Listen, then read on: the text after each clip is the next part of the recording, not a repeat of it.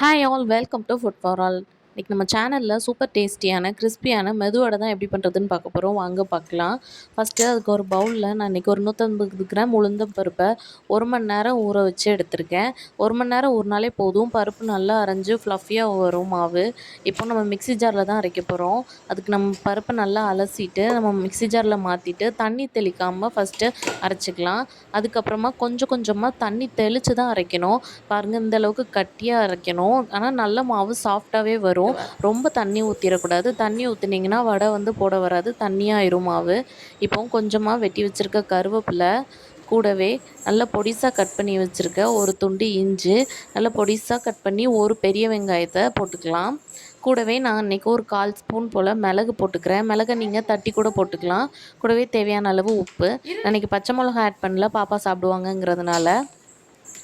மாவு நம்ம எவ்வளோ கெட்டியாக அரைச்சாலும் கொஞ்சமாக அரிசி மாவு கலந்து பண்ணும்போது நல்லா வடை கிறிஸ்பியாகவும் வரும். மாவு நல்லா தட்டி போடுறதுக்கும் ஈஸியாக இருக்கும். வடை நல்லா புஃப்னு வர்றதுக்கு இந்த மாதிரி மாவை நல்லா அடித்து பிசைஞ்சாலே போதும். சோடா உப்பு எதுவுமே சேர்க்கணுன்னு அவசியம் இல்லை. நம்ம எல்லாத்தையும் போட்டுட்டு மிக்ஸ் பண்ணும்போது நல்லா இந்த மாதிரி கையை வச்சு நல்லா இப்படி தட்டி தட்டி அடித்து பிசைஞ்சிங்கனாலே வடை நல்லா புஃப்னு வரும். நல்லா உள்ளே சாஃப்டாக, வெளியே நல்லா கிறிஸ்பியாக இருக்கும். மாவு நல்லா பிசைஞ்சு ஒரு 5 நிமிஷம் மட்டும் அப்படியே ரெஸ்ட்டில் விட்டுருங்க.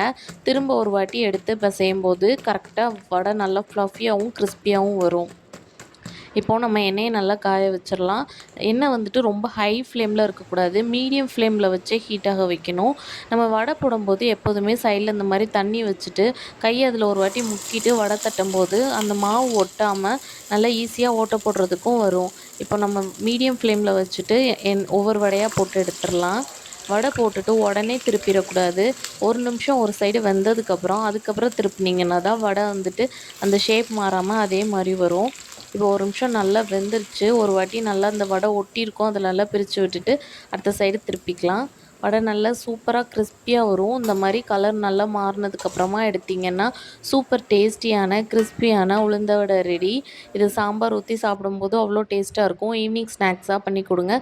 குழந்தைங்க ரொம்ப என்ஜாய் பண்ணி சாப்பிடுவாங்க. இந்த மாதிரி நிறைய வீடியோஸ் பார்க்க நம்ம சேனலை மறக்காமல் சப்ஸ்கிரைப் பண்ணிக்கோங்க. உங்களை இன்னொரு வீடியோவில் பார்க்குறேன். அது வரைக்கும் பாய்.